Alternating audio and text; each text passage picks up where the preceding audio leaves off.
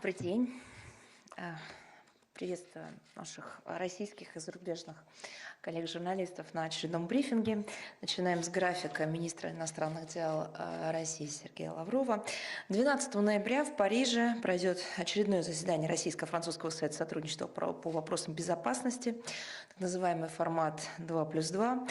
С российской стороны в нем примут участие министр иностранных дел нашей страны Сергей Лавров и министр обороны Сергей Шойгу. С французской министром Европы иностранных дел и министр вооруженных сил этого государства. Особое внимание в ходе встречи будет уделено вопросам стратегической стабильности и европейской безопасности, нераспространения, контроля над вооружениями, предотвращения гонки вооружений в космосе, а также отношениям России, ЕС и Россия-НАТО.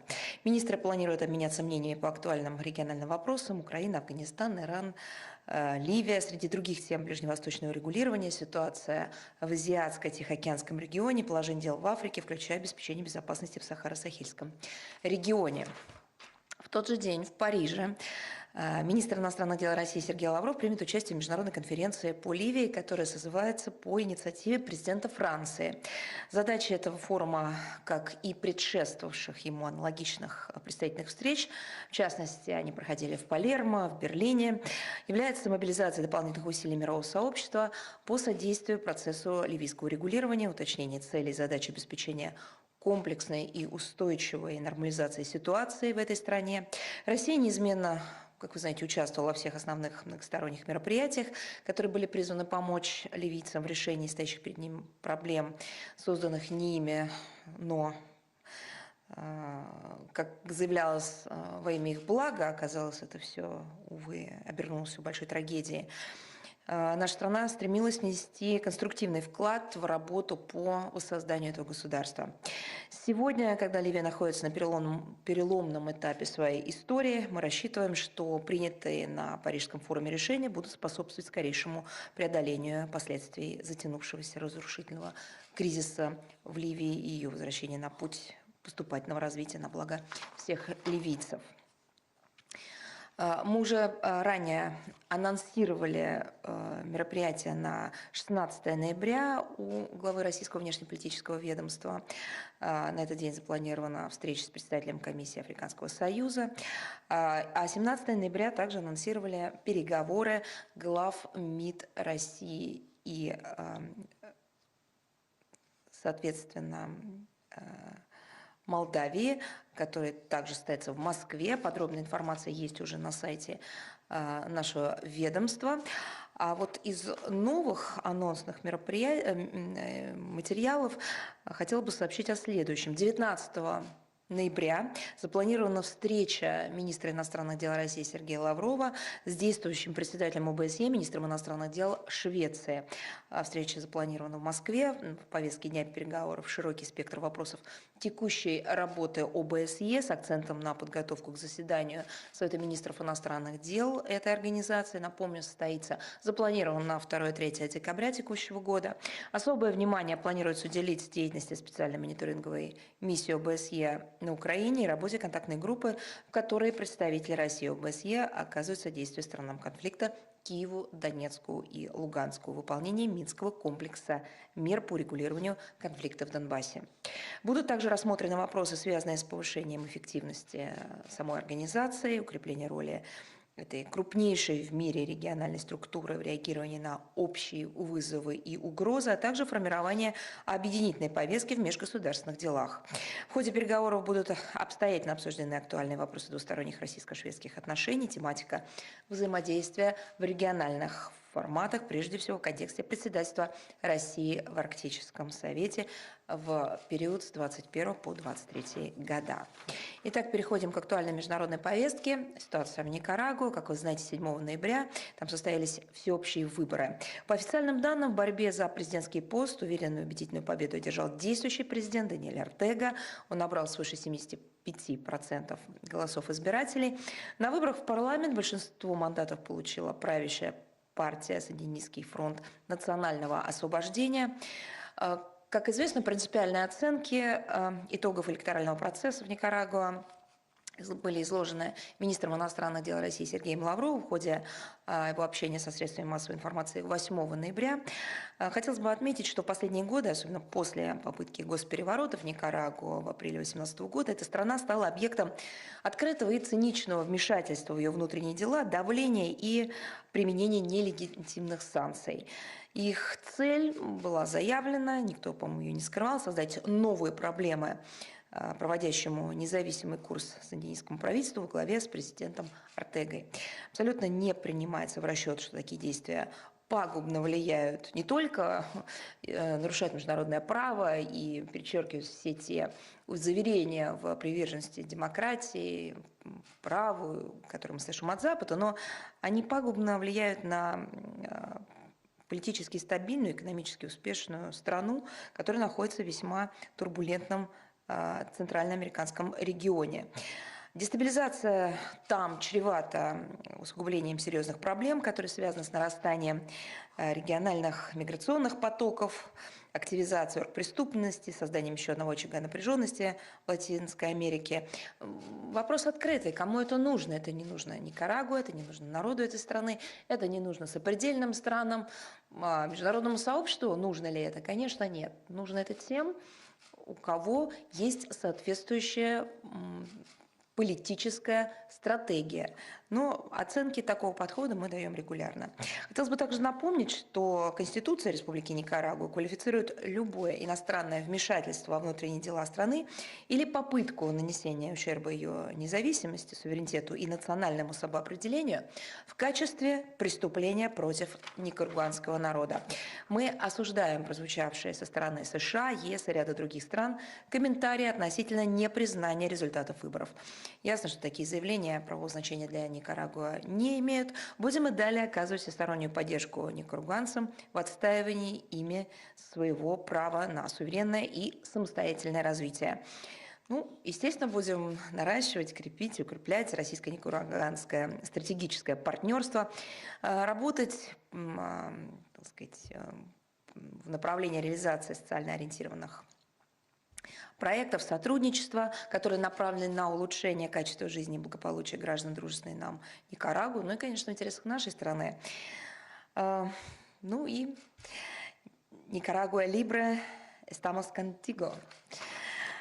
Афганистан. Много вопросов мы получили относительно ситуации в этой стране и продолжаем получать. Оперативно на них отвечаем, но в то же время хочется в целом, так сказать, пройтись по ситуации. Отмечаем продолжающиеся усилия движения талибов по нормализации обстановки в социально значимых сферах в этой стране. При содействии ЮНИСЕФ развернута масштабная кампания по вакцинации от полиомиелита, которая должна охватить до 10 миллионов детей. Это почти треть населения Афганистана. Проводится паспортизация населения. За месяц выдано около 90 тысяч документов. Из рядов движения талибов исключены около 200 человек, злоупотреблявших должностными полномочиями. Также, как мы отмечаем, налаживается система регионального управления. В 17 из 34 провинций страны назначены губернаторы и их заместители. В 10 субъектах начальники полиции. Новые афганские власти предпринимают усилия по борьбе с группировкой ИГИЛ. Проведены рейды на укрепление, которые направлены на укрепление безопасности. Связаны они были с мониторингом ситуации вокруг регионов, где располагаются базы боевиков. Речь идет о провинции Балх. Вот в результате операции в провинции Нангархар в плен взяты 25 игиловцев. Общее число сдавшихся боевиков этой террористической организации за последние 2 месяца составляет 250 человек. Мы обратили внимание на заявление спецпредставителя США по Афганистану, господина Уэста, о необходимости тесного взаимодействия с Россией и Китаем для стабилизации ситуации в Афганистане. Видим в этих заявлениях позитивный сигнал, рассчитываем на продолжение плодотворного взаимодействия с американской стороной в рамках механизмов расширенной тройки и московского формата консультаций по Афганистану. Отмечаем намерение правительства ФРГ наладить контакты с представителями движения талибов, возобновить работу посольства в Кабуле, в том числе в целях оказания гуманитарной помощи Афганистану, которые были позитивно восприняты новыми афганскими властями. Украина. Вызывает серьезную обеспокоенность ухудшающаяся ситуация на линии соприкосновения сторон конфликта в Донбассе. За последний месяц, если говорить точнее, с 8 октября специальная мониторинговая миссия ОБСЕ зафиксировала почти 12 тысяч нарушений режима прекращения огня. Это не простые цифры, это не статистика сухая, это разрушенные дома, убитые и искалеченные люди. Наблюдатели фиксируют десятки единиц бронетехники, артиллерийских орудий за пределом участков отвода, вне выделенных мест хранения и на железнодорожных станциях вблизи линии соприкосновения. А это прямо указывает на подготовку Киева к попытке силового решения так называемого освобождения Донбасса. О неготовности киевского руководства к урегулированию конфликта политико-дипломатическим путем говорит и создаваемая им видимость работы в контактной группе. Я подчеркиваю, не работа, а видимость работы. Состоявшиеся вчера заседания профильных подгрупп контактной группы результатов не принесли. Ну, это, к сожалению, уже наша традиционная оценка.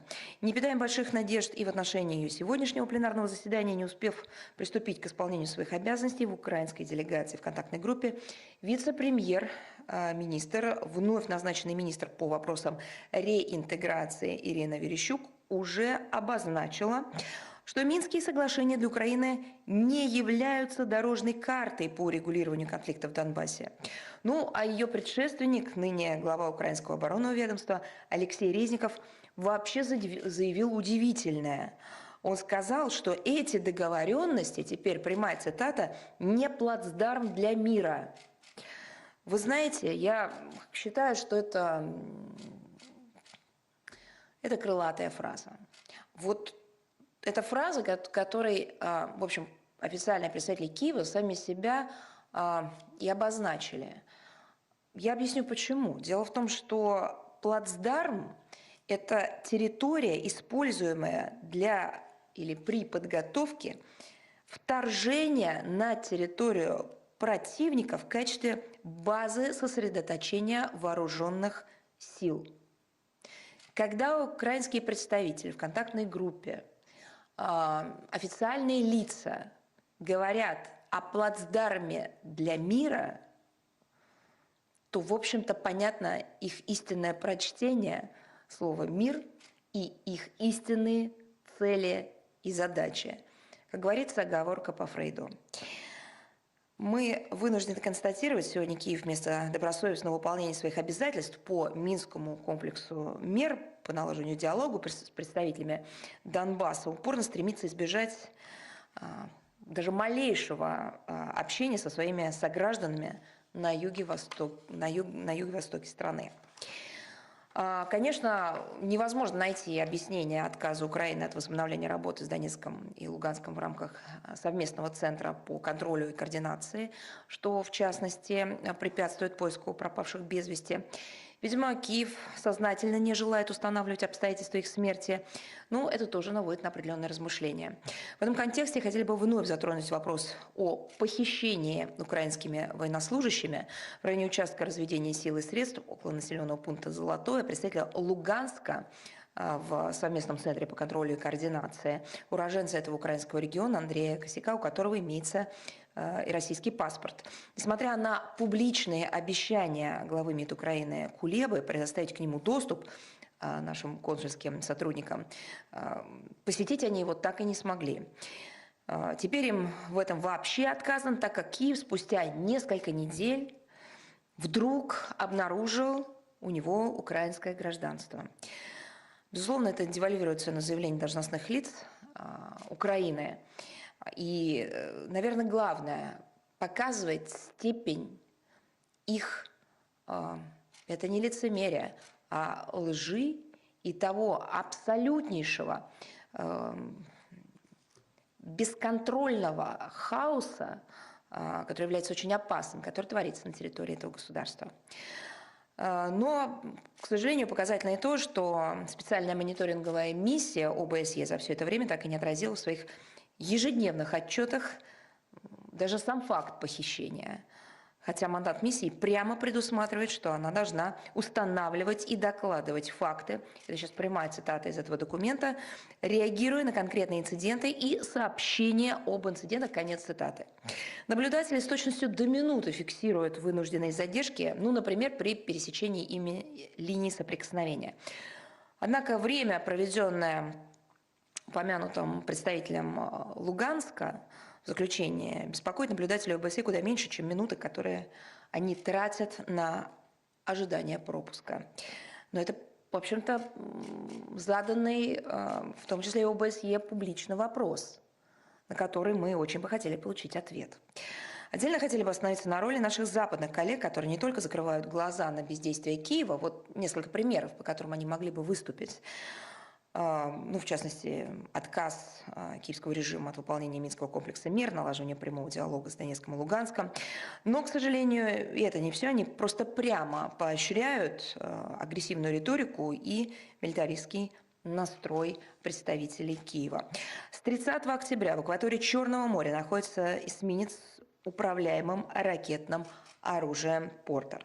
С 4 ноября штабной корабль «Маунтин Уитни».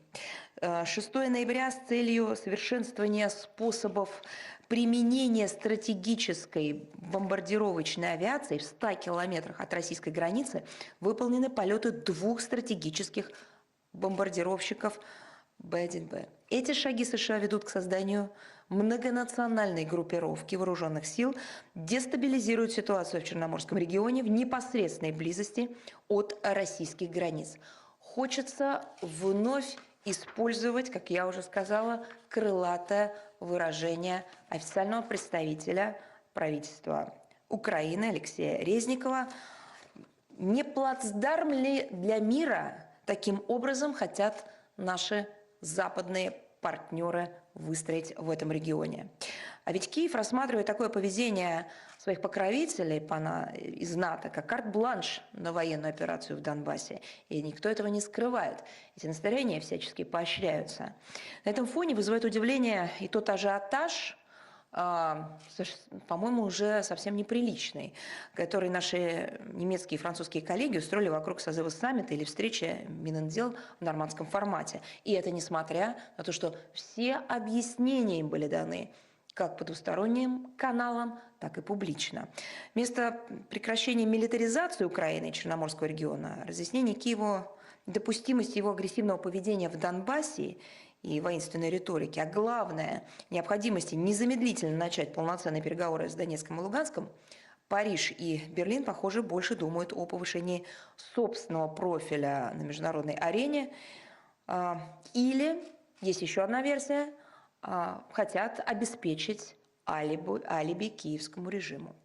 Призываем наших западных партнеров, прежде всего Германию и Францию, как соавторов Минского комплекса мер и посредников, сопосредников по нормандскому формату, приложить максимум усилий для возвращения Киева на путь политического регулирования конфликта в прямом диалоге с Донбассом.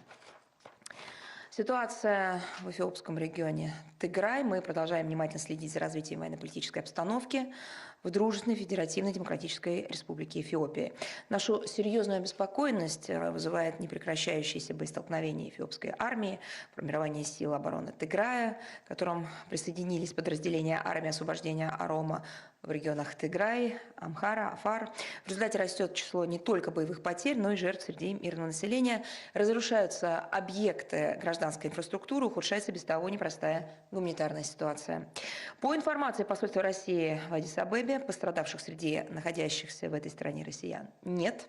Вместе с тем мы рекомендуем гражданам нашей страны воздержаться от поездок в Эфиопию, на всей территории которой введен на 6 месяцев режим чрезвычайного положения. Мы исходим из того, что для сохранения единства и территориальной целостности Эфиопии всем участникам внутриэфиопского конфликта необходимо проявлять политическую волю и добиться прекращения огня, что должно, с нашей точки зрения, позволить приступить к политическому регулированию и восстановлению мира в стране. Из хороших новостей, хорошие новости, из блока хороших новостей, не поверите, российско-американское взаимодействие предоставило нам такую возможность прокомментировать что-то и в позитиве, и не что-то, а то, что произвело настоящую сенсацию в мире. 3 ноября в Первом комитете 76-й сессии Генеральной Ассамблеи ООН при рекордном количестве соавторов, было 108 стран, консенсусом принят российско-американский проект резолюции по проблематике международной информационной безопасности. На наш взгляд, совместно с американской стороной на базе первоначального российского текста нам удалось выработать сбалансированный и объективный документ, который закрепляет успешное окончание первой рабочей группы ООН открытого состава. Она создавалась в 2018 году по инициативе России, группы правительственных экспертов, учрежденной США в том же году. Фактически он объединяет мировое сообщество вокруг идеи о необходимости продолжения переговоров по проблематике международной информационной безопасности под эгидой Организации Объединенных Наций в формате единого механизма. В данном контексте приветствуется запуск новой рабочей группы ООН открытого состава по вопросам безопасности в сфере использования информационно-коммуникационных технологий в период с 21 по 25 года. И, что особенно важно, признается ее мандат в соответствии с резолюцией Генеральной Ассамблеи ООН 75/240. В документе отражены такие неоспоримые и фундаментальные принципы обеспечения международной информационной безопасности, как продвижение мирного использования ИКТ, недопущение их применения в преступных и террористических целях, предотвращение конфликтов в информационном пространстве. В нем также предусмотрены возможности выработки дополнительных правил, норм и принципов ответственного поведения государств, включая договоренности, имеющие обязательную силу. Закрепление этого принципиально важного для России и ее единомышленников положения в проекте резолюции Генеральной Ассамблеи ООН носит по-настоящему беспрецедентный характер. Безусловно, решение о выработке Соединенными Штатами Америки единого текста резолюции является в общем, неординарным политическим ходом с нашей стороны, учитывая общий контекст двусторонних отношений. И в этой связи можно констатировать, что мы фиксируем постепенное сближение позиций России и США по перспективам выстраивания дальнейшего взаимодействия в области международной информационной безопасности. При этом большинство государств-членов ООН приветствовало проявленную нашими странами гибкость. Они расценивают принятие общего документа как окончание дуализма резолюции по международной информационной безопасности в рамках Первого комитета Генассамблеи, а также как важный сигнал всему миру о том, что Москва и Вашингтон могут и готовы брать на себя ответственность и договариваться по самым острым вопросам, в том числе по данной теме. И мы рассчитываем, что в декабре текущего года упомянутый проект резолюции также будет одобрен Генеральной Ассамблеи Организации Объединенных Наций и будет одобрен консенсусом. Еще одна тема, связанная с международным правом, в частности, Совет Безопасности ООН 3 ноября единогласно принял резолюцию, которая продлила еще на 1 год мандат операции «Алтея». Эта операция проводится Совбезом Организации Объединенных Наций под эгидой Совбеза, резолюция Совбеза проводится силами Европейского Союза в Боснии и Герцеговине в исполнение военных аспектов общего рамочного Дейтоновского соглашения о мире в Боснии и Герцеговине от 1995 года.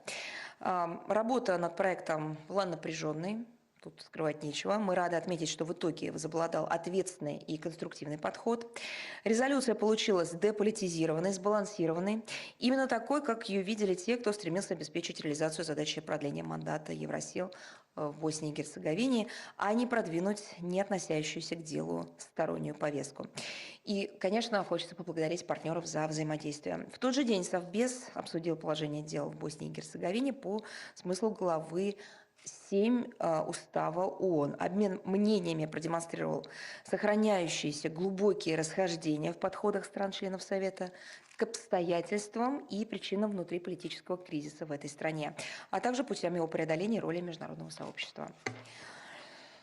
И еще одна тема, также связанная с Организацией Объединенных Наций, но на этот раз печальная. 1 ноября в Центральноафриканской Республике, город Банги, произошел инцидент, в ходе которого получили огнестрельные ранения египетские миротворцы в составе многопрофильной комплексной миссии Организации Объединенных Наций по стабилизации в Центральноафриканской Республике.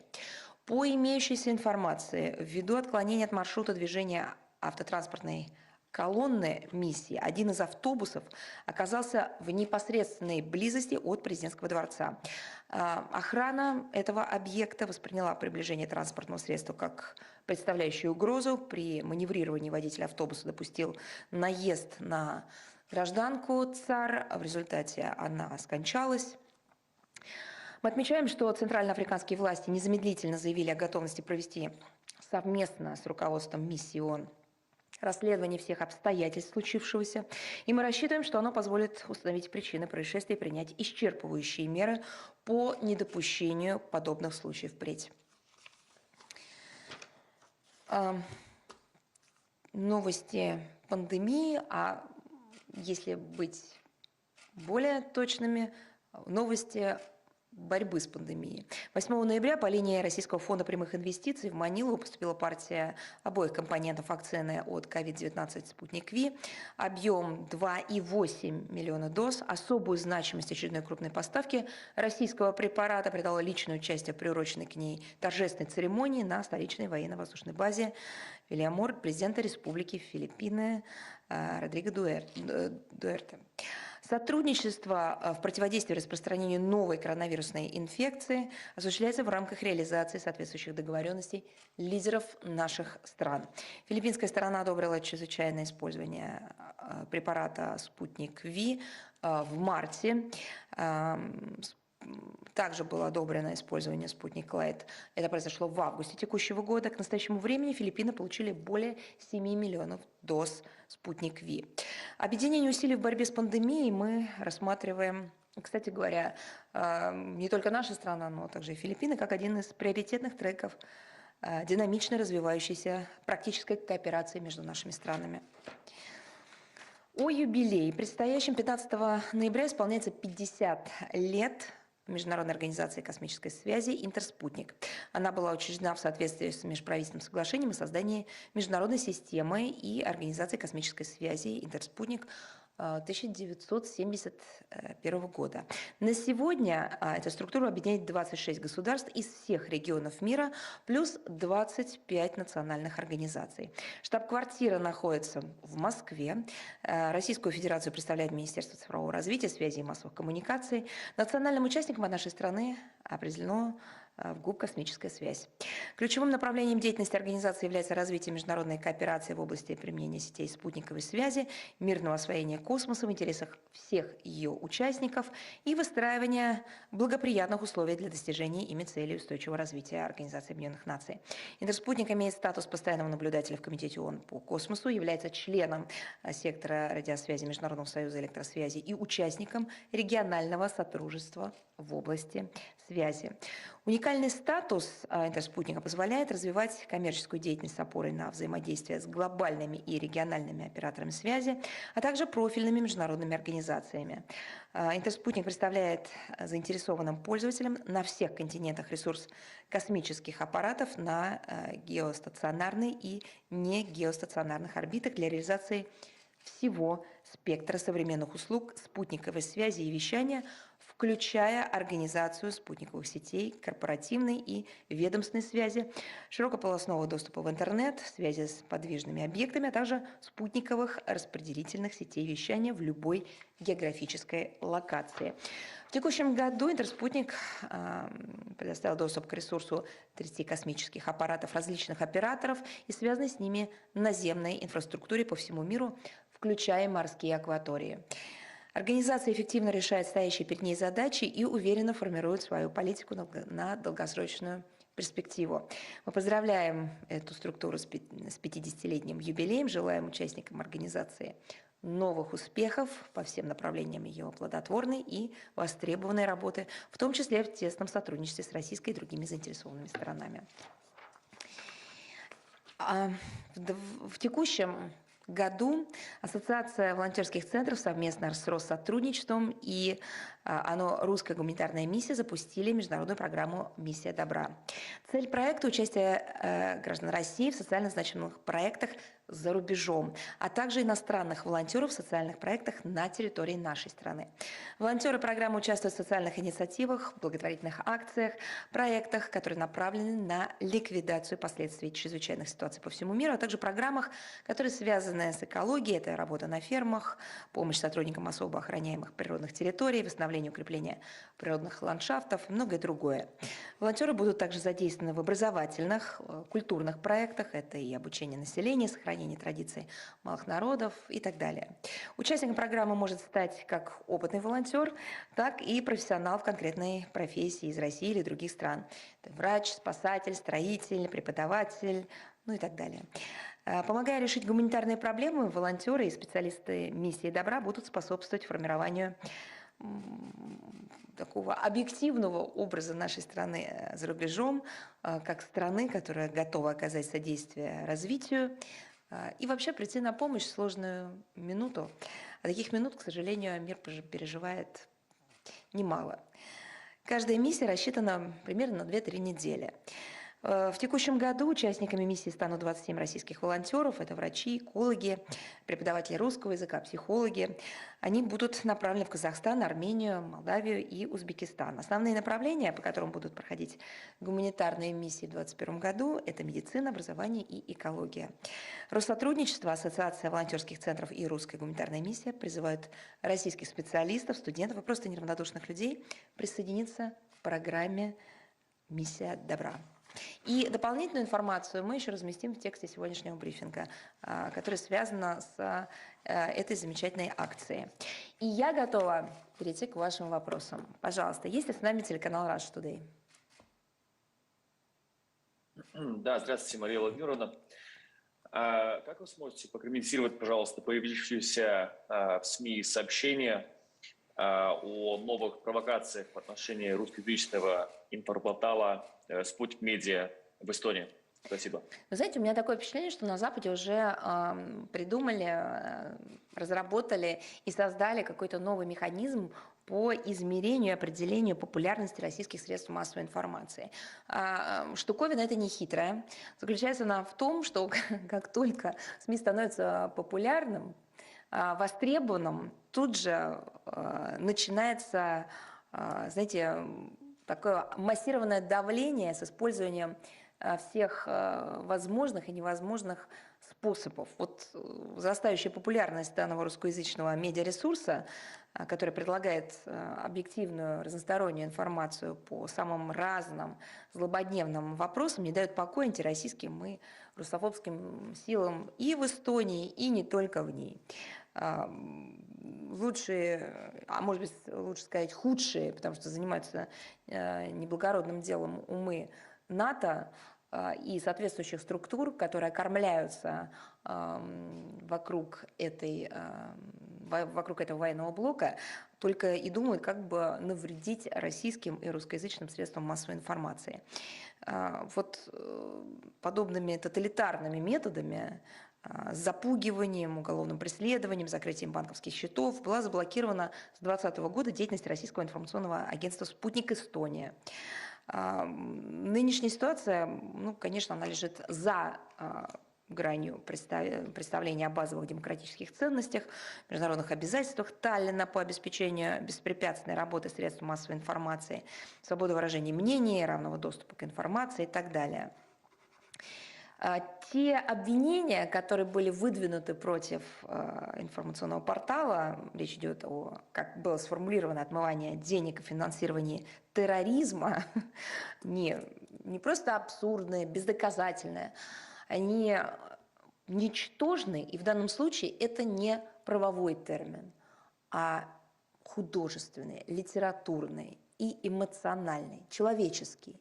Вот, понимаете, ничтожно не с точки зрения того, что под ними нет доказательств, это очевидно, а ничтожно с точки зрения того, что люди, занимающиеся подобными фейками, компиляциями, манипуляциями, они просто унижают сами себя, они унижают понятие свободы средств массовой информации, уничижительно относятся к профессии.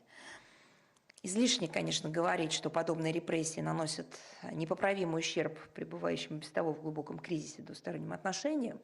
Это, между прочим, тоже стоило бы учитывать нашим партнерам. И мы призываем профильные международные структуры, в первую очередь, конечно, представитель ОБСЕ по вопросам свободы СМИ, осудить нападки на русскоязычные средства массовой информации в Эстонии и предпринять должные меры по выправлению этой абсолютно неприемлемой ситуации. Так, если у вас все, мы идем дальше. С нами ли известия? Да, добрый день. Здравствуйте. Надеюсь, нас хорошо слышно. У меня, собственно, вопрос, касающийся противостояния американских военных и ВМС Ирана в Оманском заливе. Но вот по нашим данным, последними были задействованы не только скоростные катера, но и катамараны класса «Шахид Назрин». Вот, собственно, мы хотели бы узнать, собирается ли министерство обращаться в какие-либо профильные организации с запросом оценки вот этого инцидента. Ну, вы знаете, мы исходим из того, что в первую очередь должны дать свою принципиальную оценку, так как мы выступаем против любого нагнетания обстановки в ближневосточном регионе. И мы призываем все вовлеченные стороны к поиску пути разрешения возникающих противоречий, а не их усугублению.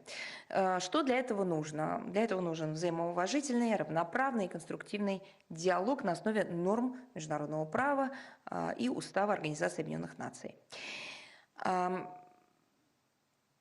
Собственно, на это и нацелена разработанная нашей страной обновленная концепция обеспечения коллективной безопасности в зоне Персидского залива. Тегеран, который является одним из ключевых игроков региона, российскую концепцию последовательно поддерживает. Напряженная ситуация, о которой вы сказали в Персидском заливе, во многом это результат безответственной политики Вашингтона, который своими провокационными действиями постоянно нагнетает эскалацию вокруг Ирана и в целом в регионе. Где-то они действуют по-другому, может быть, в других регионах мира мы наблюдаем какую-то иную картину. Вот сегодня мы говорили о ситуации в Черноморском регионе. Сегодня же мы говорили о ситуации вокруг ряда стран Латинской Америки. Мы регулярно об этом говорим. Вот создание таких провокативных ситуаций, повышение градуса напряженности, использование недопустимых приемов, целью которых, опять же, является эскалация противоречий или, так сказать, эскалация эмоций и без того периодически, так сказать, заставляющий задумываться о том, каким образом лучше выходить из той или иной ситуации. Вот это, к сожалению, такая визитная карточка наших западных партнеров. Произошедший недавно инцидент в Оманском заливе, безусловно, подлежит тщательной проверке. Если у нас с вами на связи, я так понимаю, это информационная служба VRLQ. Поправьте меня, если ошибаюсь. Нету с нами или вы подключены? Если нет, тогда посмотрим, есть ли с нами портал News.ru. Да, Мария Владимировна, Здравствуйте. Портал News.ru, Сона Рустамова. У меня сегодня два вопроса. Первый из них связан с миграционным кризисом на польско-белорусской границе. Как Россия оценивает призывы европейских стран ввести санкции в отношении Минска в ответ на пограничную ситуацию? И имеет ли подобный сценарий свои риски по оценкам российской стороны?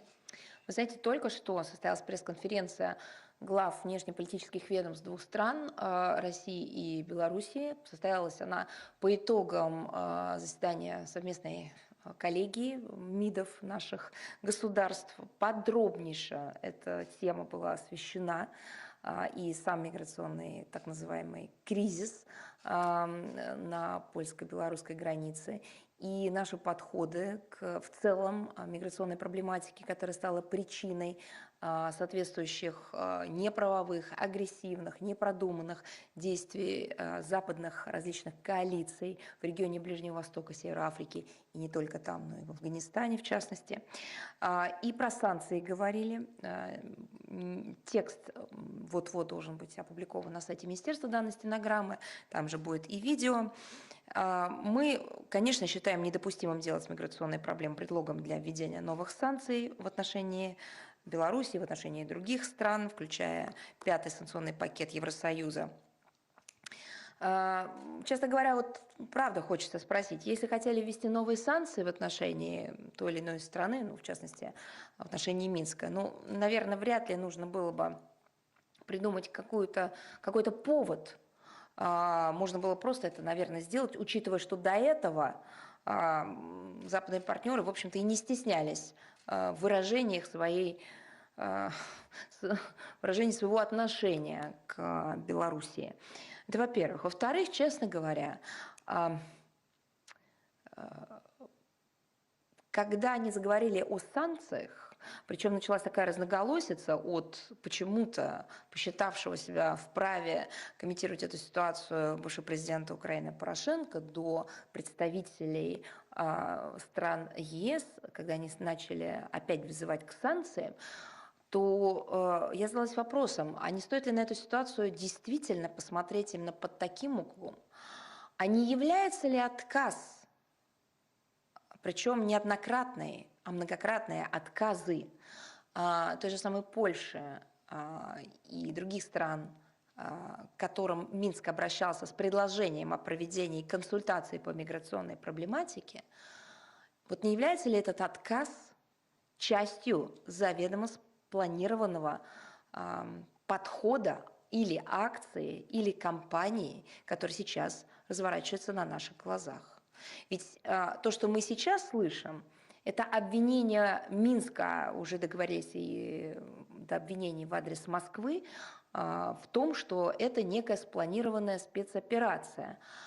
А может быть, все-таки, если отталкиваться от вопроса, кому это нужно и что за этим стоит, и прислушавшись к тем заявлениям, которые делаются относительно санкций, не стоит ли задуматься относительно того, что вообще западные недоброжелатели Минска решили придумать еще один сюжет для использования санкционного механизма давления?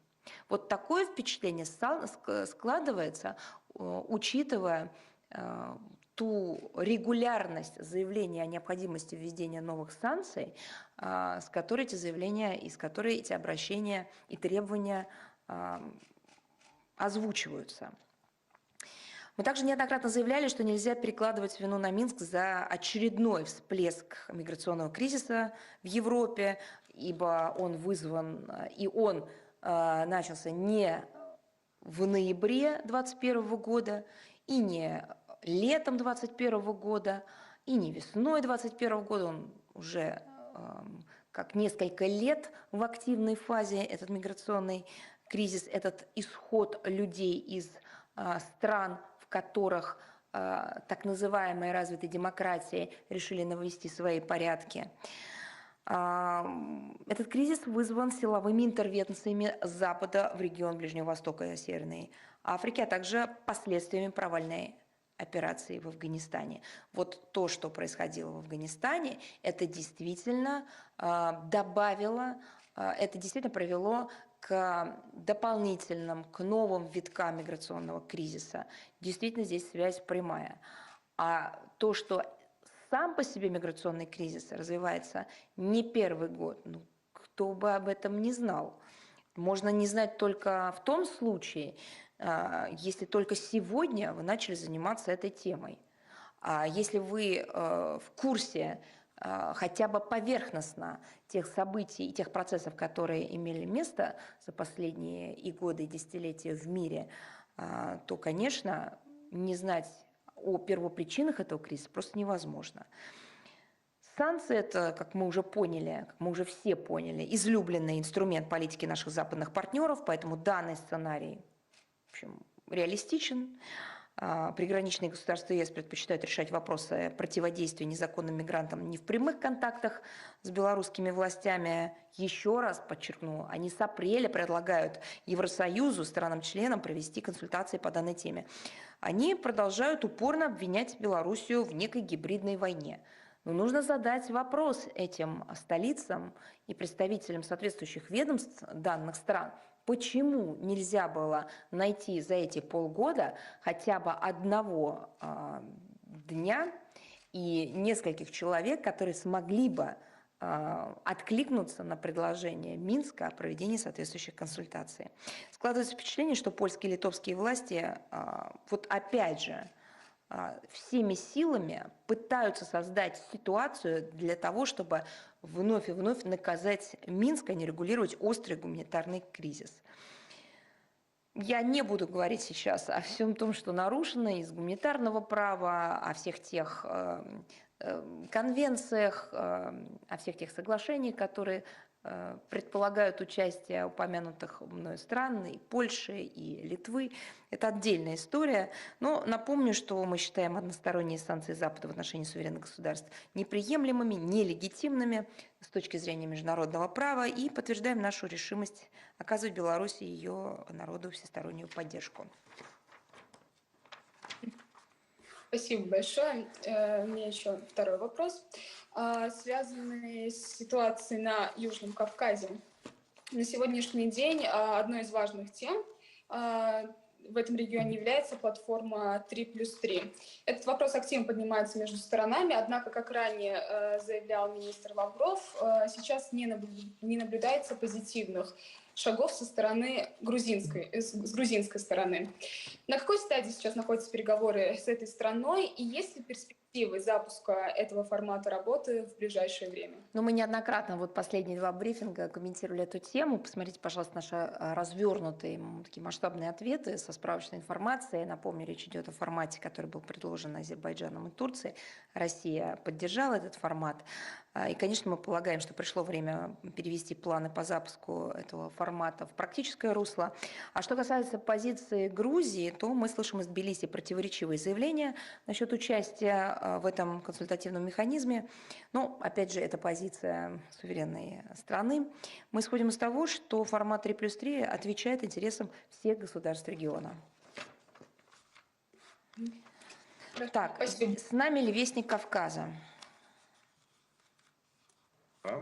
Да, здравствуйте. Здравствуйте. В контексте опубликованного 9 ноября заявления Министерства иностранных дел, какими сегодня Россия, как ключевой посредник регулирования армяно-азербайджанских отношений, видит функции Минской группы ОБСЕ? В каких сферах послевоенного регулирования востребована работа Минской группы? Спасибо большое. Ну, формат Минской группы ОБСЕ, я имею в виду формат сопредседателя Минской группы ОБСЕ, пользуется широкой международной поддержкой, как отмечено непосредственно в заявлении Министерства иностранных дел России от 9 ноября текущего года. Мы считаем важным продолжить усилия по линии тройки, в первую очередь в контексте решений, стоящих перед регионом, социально-экономических и гуманитарных задач. Также хотел бы напомнить, что 24 сентября на полях 76-й сессии Генассамблеи ООН сопредседатели Минской группы ОБСЕ провели встречу с Минотдел Азербайджана и Армении в формате 3+2. Сейчас тройка готовится к контактам в ряде европейских столиц, и мы полагаем важным как можно скорее возобновить практику полноформатных поездок сопредседателей в этот регион. Спасибо. Спасибо. The Moscow Post с нами ли? Здравствуйте, Надежда Попова. У меня один вопрос.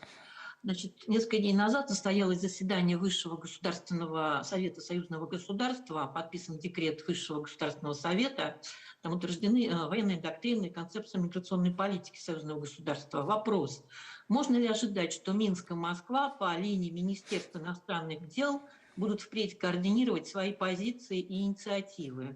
В частности, по вопросу беженцев на границе с Польшей, по отношению с ЕС и по Украине. Спасибо. Вы знаете, смущает в вашем вопросе слово «впредь», потому что мы не прекращали этого делать. Мы всегда координировали позиции, инициативы на международных площадках, как и делали это в соответствии с программой согласованных действий в области внешней политики государств-участников договора о создании союзного государства. Принимается она каждые 2 года, фактически с момента подписания союзного договора. У нас проводятся консультации, у нас проводятся, как сегодня, совместное заседание коллегии. Были подведены итоги выполнения указанной программы на период 2020-2021 года. И также, как вы видели, наверное, в прямом эфире была подписана новая программа на будущий 2022-2023 год. В ней, кстати, была зафиксирована задача внешнеполитической поддержки и дипломатического сопровождения выполнения упомянутого вами важного пакета интеграционных документов, который был утвержден на заседании Высшего Госсовета Союзного государства 4 ноября текущего года. Разумеется, в программе заметное внимание уделено выработке согласованной линии при осуществлении взаимодействия с Евросоюзом, координации подходов к выстраиванию отношений с его отдельными государствами-членами.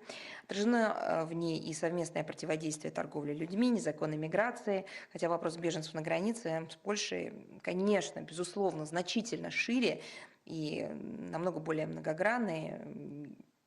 Я, в общем, уже даже сегодня, сейчас об этом сказала. Еще раз хотела бы обратить ваше внимание на выступление. И сегодня министр иностранных дел России Сергей Лавров на пресс-конференции.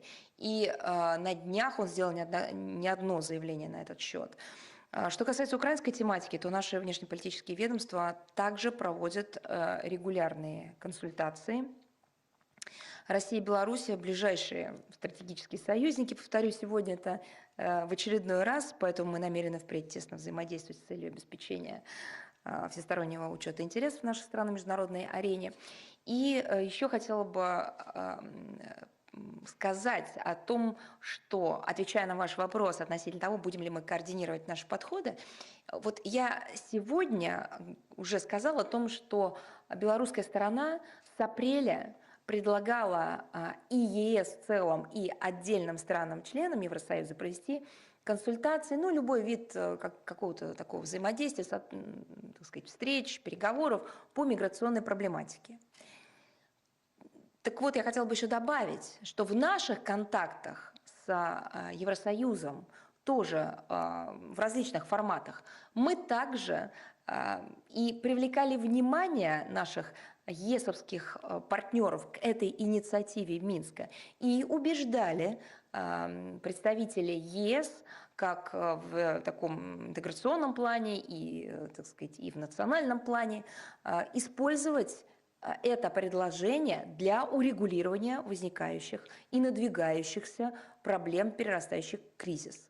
Поэтому мы имеем в том числе вот такой пример практического взаимодействия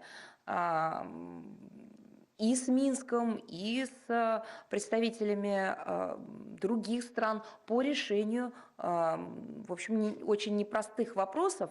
Поэтому мы не только координируем подходы, но мы и в практической плоскости друг друга поддерживаем. Вот. Это один из примеров. Просто он сейчас очень актуальный.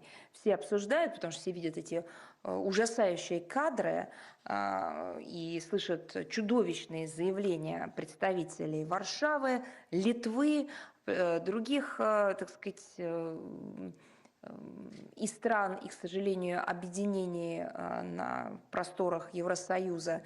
Вместо того, чтобы эти усилия использовать для разрешения кризиса, а ведь это же не просто кризис, это же не просто слово, это люди, это дети, это женщины, это пожилые люди, это люди, которым нужна практическая, конкретная, вот сиюминутная помощь, обеспечение их лекарствами, одеждой, продуктами. Я уже про психологическую помощь не говорю. Вот просто та помощь, которая обеспечит им выживание. Вот вместо того, чтобы свои усилия направить в конкретное русло, которое необходимо сейчас, сегодня, вот сию минуту, мы видим очередной виток усилий по нагнетанию, не знаю, эмоций, по манипуляции фактами, информацией. по противодействию работе средств массовой информации. Вот это вообще чудовищно. Я вот правда много что ожидала, но я не ожидала, я была шокирована тем, как польская сторона обошлась с журналистами. Вы, наверное, знаете, что было развернуто противодействие, просто, знаете, такая настоящая спецоперация, как помешать средствам массовой информации, которые находятся на белорусской стороне, освещать ситуацию. Это были и звуковые, так сказать, какие-то технические средства, это и было подавление сигнала, интернет-сигнала, радиосигнала, это были прожекторы, которыми ослепляли, что только не было использовано. Но еще более, я не знаю, слово странное не подходит, дикая вещь была осуществлена ими в отношении собственных польских корреспондентов, когда они попросили разрешения у польских властей как-то осветить ситуацию с польской стороны участка границы, то им было сказано, им было предложено, если они так хотят, перейти на белорусскую сторону и с территории Белоруссии освещать ситуацию. Ну, а то, что с ними бы сделали, я вам уже сказала, какие меры были бы к ним применены. То есть, получается, с польским же журналистам их же правительство отказало в возможности, так сказать, освещать ситуацию, о которой польские официальные лица говорят всему миру, предоставляя свою точку зрения, но не давая своим журналистам ее освещать. И при этом умудряются еще нас обвинять в том, что мы там искажаем информацию и так далее, и так далее. Так дайте своим журналистам ее осветить. Дайте своим журналистам разобраться, кто прав, кто не прав и что там вообще происходит. Это, конечно, это, вот, то, что это может происходить в 21 году 21 века, при таком количестве структур, которые стоят как бы на страже свободы слова, демократии и всех принципов, которые должны защищать журналистов, все то, что это может вот в таких условиях происходить и так развиваться, ну, я бы никогда не поверила. Но, как говорится, и невозможное возможно. Спасибо. Есть ли у вас еще вопросы? Нет, спасибо. Так, идем дальше. Есть ли у нас международная жизнь? Здравствуйте, Мария Владимировна. Здравствуйте. У меня тоже вопрос по ситуации на белорусско-польской границе. Будет ли Россия предпринимать какие-то шаги для ее преодоления в рамках союзного государства? Какой ситуации с мигрантами? Ну, я только что это прокомментировала. Только что я об этом сказала. Если нет больше вопросов, то идем дальше. Есть ли с нами Лента.ру? Да, добрый день. Здравствуйте, Шварцман, Да. Валентин. У нас первый вопрос связан с событиями, которые недавние, совсем, скорее уже на прошлой неделе это произошло. Однако вот уже несколько дней в немецких СМИ мусолится тема гибели сотрудника российского посольства в Берлине. Журналисты называют погибшего то сыном генерала ФСБ, то непосредственно сотрудником ведомства под прикрытием. При этом в немецких же СМИ и в публикациях других западных СМИ говорится о том, что якобы российская сторона вела себя подозрительно, отказываясь от вскрытия и от какого-то расследования данного инцидента. Ранее российское посольство уже отказывалось как-то давать комментарии в обстоятельствах произошедшего, исходя из этических соображений. Но можно ли как-то прокомментировать, попросить вас прокомментировать спекуляции относительно причастности погибшего к российским спецслужбам, вот конкретно к этим обвинениям, и как МИД в целом расценивает резкий рост интереса немецких СМИ к этому происшествию, учитывая, что прошло уже больше 3 недель. Вы знаете, я хотела бы обратить ваше внимание, что вся информация, которая относится к компетенции Министерства иностранных дел, изложена была в комментарии нашего посольства в Берлине. Добавить к этому мне нечего. Что касается инсинуаций и вот этих всех конспирологических диких теорий, которые, так сказать, мы увидели в германских средствах массовой информации, ну, что я могу сказать? Видимо, поэтому, отвечая на ваш вопрос относительно сроков, почему эта информация появилась, ну, видимо, готовили то, так сказать, отраву информационную. Видимо, поэтому им потребовалось какое-то время, потому что никакому информационному, профессиональному освещению вопроса, это, конечно, не имеет никакого отношения. И хотел бы также все-таки, извините, вас поправить. Я понимаю, что это слово прозвучало, но все-таки посольство не отказывалось от комментария, комментарий был предоставлен. Да, я имела в виду, что... Я вас поняла, я поэтому и, в общем, просто для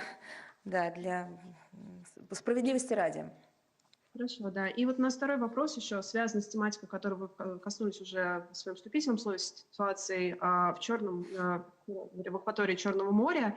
Вот ранее в американском издании The Hill вышла статья офицера ВМС США, в которой предлагались различные меры по лишению России доминирования в этом регионе. Так, среди прочего, офицер, например, предлагал размещать дополнительные береговые ракетные комплексы в Румынии, Болгарии и Турции.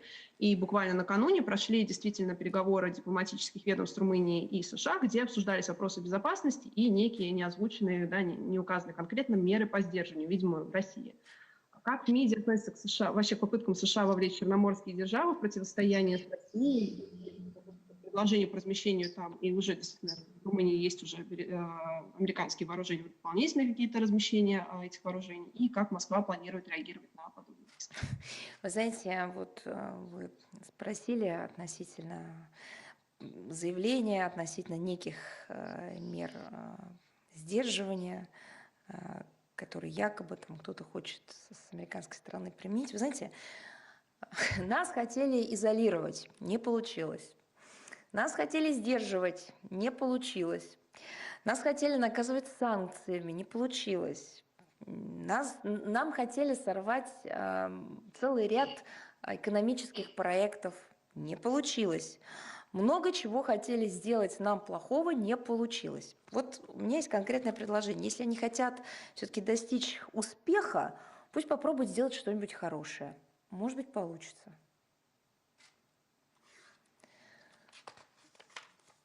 Так, идем дальше. Есть ли у нас Asian News? Да, есть. Здравствуйте. Здравствуйте. Саид, Афганское информагентство News и телевидение Арзу. Недавно у меня три вопроса. Первый вопрос. Недавно было объявлено, что в этом месяце в Афганистане будет направлена российская гуманитарная помощь. Можно объяснить, что именно будет направлено продовольствие, медикаменты или что-то еще? И второй вопрос, если позвольте... А можно я на первый отвечу? Да, действительно, Да, подготовка хорошо, гуманитарного груза в Афганистан сейчас идет. Это российская гуманитарная помощь. В ее состав войдут продовольствие, медикаменты и предметы первой необходимости.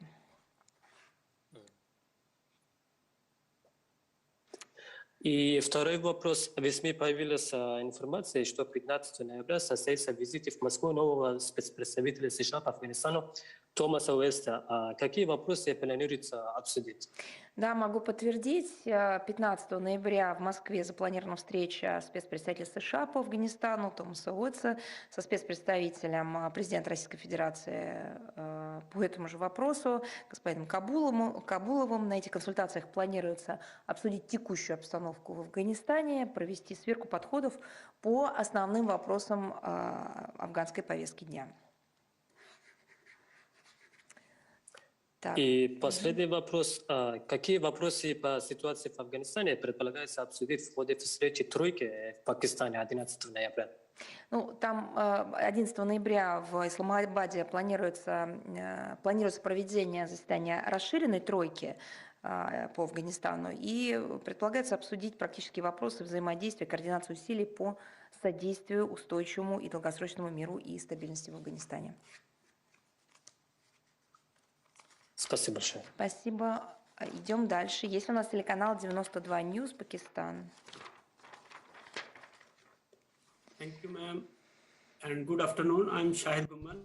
Добрый день, я приветствую вас всех. Я представляю 92 News, Пакистан. У меня вопрос о ситуации в Афганистане, где ИГИЛ своими действиями подрывает заявление талибов о том, что у них в Афганистане будет безопасно. Также существует информация о том, что якобы соседние с Афганистаном страны вмешиваются в ситуацию в стране. Какие шаги будет предпринимать Россия? ИГИЛ на территории Афганистана вызывает нашу особую обеспокоенность, о чем мы регулярно говорим. Подчеркиваем важность координации международных и региональных усилий по противодействию террористической угрозе, которые исходят с территории Афганистана. И в целях обеспечения региональной стабильности, безопасности мы координируем наши действия на этом направлении, в том числе с партнерами по организации договора о коллективной безопасности и также по линии Шанхайской организации сотрудничества. А еще у меня есть второй вопрос. Сейчас наблюдаются ожесточенные споры между Китаем и США. США обвинила Китай в наращивании своего ядерного потенциала. Получается, речь идет об очередной ядерной войне. И какова реакция России на этот счет? У России имеются возможности напрямую обсуждать проблематику международной безопасности, стратегической стабильности как с США, так и с Китаем. У нас налажены плотные доверительные контакты по указанной тематике с китайскими друзьями. В свою очередь, США мы запустили комплексный стратегический диалог, как это было согласовано президентами двух стран. Очевидно, что ситуация в нынешних отношениях с Вашингтоном, где и Россию, и Китай на доктринальном уровне, на уровне, так сказать, такого политического анализа рассматривают в качестве потенциальных противников, вот эта ситуация кардинальным образом отличается от отношений с Пекином. А с Китаем нас связывают тесные добрососедские отношения всеобъемлющего партнерства, стратегического взаимодействия. Вот эти два трека, так сказать, отношений, они принципиально отличаются друг от друга. Мы открыты к обсуждению проблематики международной безопасности и стратегической стабильности в ядерной пятерке. Туда входят и Китай, и США. А если говорить непосредственно о стилистике вот того заявления, которое вы процитировали, на которое вы ссылаетесь, то мне кажется, что в принципе, не только в контексте этой темы, а в принципе Соединенным Штатам Америки нужно больше заниматься своими внутренними проблемами и давать оценку собственному поведению на международной арене. Если нет больше вопросов, с нами ли? Идем дальше. Телеканал «Хабар». Добрый вечер, да, мы на месте. Наш вопрос касается взаимного признания паспортов вакцинации, в частности, вакцинации российским препаратом «Спутник» между Казахстаном и Россией. В Казахстане большинство граждан привиты именно «Спутником», и процент довольно высокий, но при въезде в Россию они сталкиваются с тем, что их сертификаты в России не признают. При этом президент России на саммите Большой Двадцатки призвал в кратчайшие сроки проработать вопрос о взаимном признании национальных вакцинных сертификатов. Вот получается, что происходящее с признанием паспортов между Казахстаном и Россией идет вразрез с этой позицией. Да, вы знаете, на этом направлении ведется активная проработка различных ведомств двух стран. Очередная встреча с участием представителей Роспотребнадзора, Минцифры и Министерства иностранных дел России по данному вопросу в формате видеоконференции прошла 2 ноября. В принципиальном плане Россия поддерживает инициативу казахстанских партнеров о взаимном признании прививочных сертификатов. Одной из потенциальных платформ для реализации подобной инициативы могло бы стать, кстати говоря, приложение «Путешествие без COVID-19». Мы подробно о нем информировали, и в МИДе проходила его презентация. В России сформирована также межведомственная рабочая группа по вопросу признания сертификатов о вакцинации. Подготовлен проект соответствующего соглашения, который проходит процедуру согласования с заинтересованными федеральными органами и ведомствами нашей страны. Планируется упорядочить признание прививочных сертификатов сразу с группой стран. Но еще раз хотела бы подчеркнуть, что это комплексная межведомственная работа, которая сейчас активно у нас ведется. А можно ли говорить о каких-то сроках, когда это будет? Не могу говорить. Конкретного срока у меня нет. Могу только заверить, что работа эта ведется чрезвычайно интенсивно. Спасибо. И с нами ли телеканал «Аль-Джазира»? Да, Мария Владимировна, добрый день. Здрасте. Добрый день, московское бюро «Аль-Джазира». Наш вопрос о предстоящей конференции в Ливии, где одной из тем обсуждений станет план ливийских властей по выводу с территории страны иностранных вооруженных сил и наемников. Какова позиция Российской Федерации относительно вывода иностранных войск из этой страны?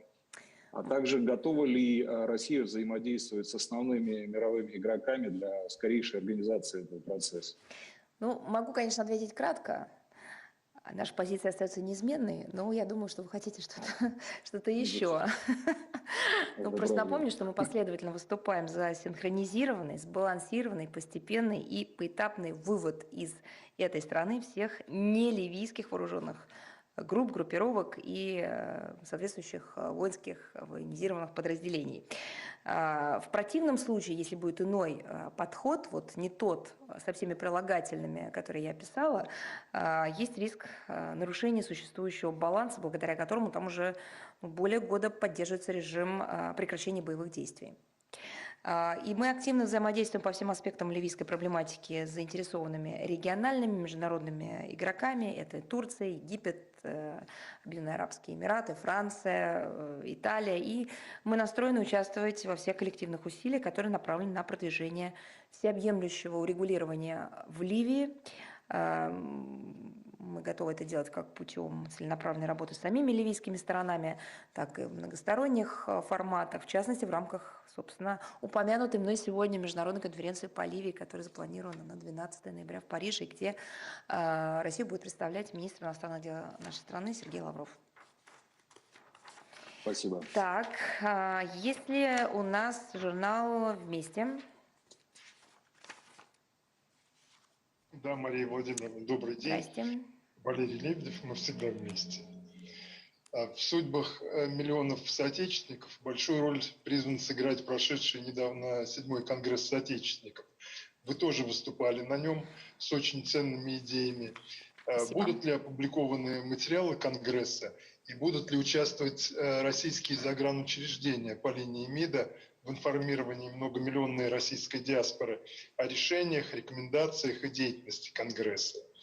И как, по вашему мнению, происходит ли в последнее время активизация соотечественников, проживающих за границей, в общественно-политической жизни, в решении общероссийских вопросов, в разъяснении политики России, распространении правды о России? Спасибо. Ну, я могу сказать, что состоявшийся с 15 по 16 октября текущего года 7-й Всемирный конгресс соотечественников стал, вы знаете, первым крупномасштабным форумом с диаспорой в постковидный период после внесения в 2020 году в Конституцию Российской Федерации положения о защите прав и интересов соотечественников и сохранении их общероссийской культурной идентичности. Форум собрал порядка 400 руководителей и активистов общественных объединений диаспоры из 102 стран. Представители, также участвовали представители федеральных органов исполнительной и законодательной власти, органов власти, исполнительной власти субъектов Федерации, Российской Федерации, российских фондов, неправительственных организаций, ну и, конечно, средств массовой информации. Были подведены итоги проделанной работы в период с предыдущего форума, он прошел в 2018 году, и были определены задачи на будущее. В рамках и пленарных заседаний, и 5 тематических секций состоялось углубленное обсуждение наиболее актуальных вопросов. Среди них роль многонационального и многоконфессионального русского мира, сохранение исторической правды, о которой мы с вами так часто здесь говорим, сохранение идентичности, защита прав и законных интересов соотечественников, роль русского языка в консолидации общины соотечественников, в экономическом сотрудничестве регионов России с зарубежными странами, СМИ русского зарубежья в эпоху цифровизации, развития молодежного соотечественного движения и так далее. Все это нашло отражение в итоговой резолюции Конгресса, рекомендациях тематических секций. Они в ближайшее время будут размещены на сайте Всемирного координационного совета российских соотечественников.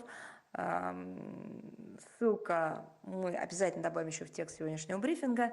По соцсетям, естественно, так сказать, распространим.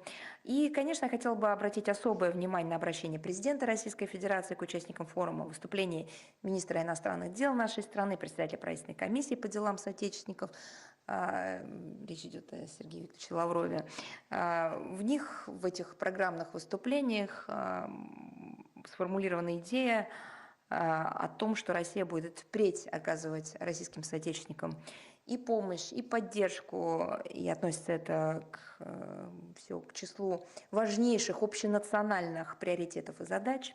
У российских загранучреждений имеется вся информация об итогах решения Конгресса. Они уже приступили к ее практической реализации, работа и по распространению, естественно, ведется. И рассчитываем, что сами участники поделятся своими впечатлениями о форуме, будут по полной задействованы информационные ресурсы Организации российских соотечественников. Вы действительно правильно констатируете, отмечаете, что в последнее время происходит активизация деятельности диаспоры. И, наверное, самым наглядным примером является широкое участие российских соотечественников в выборах в Государственную Думу в сентябре. Но это такое из последних ярчайшее событие, а так их очень много. Ну и, конечно, информационная работа ведется с соотечественниками еще как активно. Есть еще свидетельства, это проведение объединениями соотечественников многочисленных мероприятий, которые нацелены в том числе на консолидацию движений и реализацию итогов Конгресса. Это только что прошедшая региональная конференция соотечественников, которые проживают в Европе, страновые конференции в Армении, Турции. В ноябре предстоят и молодежные форумы в Казахстане, Болгарии, страновые конференции в Сербии, Египте, Тунисе, Нидерландах, Болгарии. Мы видим настрой наших соотечественников, их желание быть по-настоящему, в самом высоком смысле этого слова, стать настоящими представителями такой народной дипломатии. А если говорить, наверное, еще более откровенно, вот в истинном значении, в самом его таким глубинным, служить отчизне. И это все-таки охватывает не какой-то один исторический момент, а всю нашу историю, всю нашу культуру, все наши достижения, поражения, наши победы, наши ошибки, все вместе. Вот в таком самом истинном значении этого слова наши соотечественники – это беззаветную любовь и служение отчизне проявляют в каждодневной своей подвижнической работе. А можно ли назвать это работой? Наверное, нет.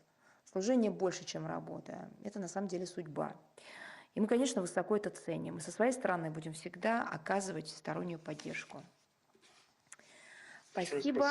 Да, спасибо. Если у нас все-таки на связи Верел Кью. Я прошу прощения, если я неправильно называю. Из Армении средств массовой информации нет, да? Хорошо. У меня вопрос. Есть ли вопросы, на которые я не ответила?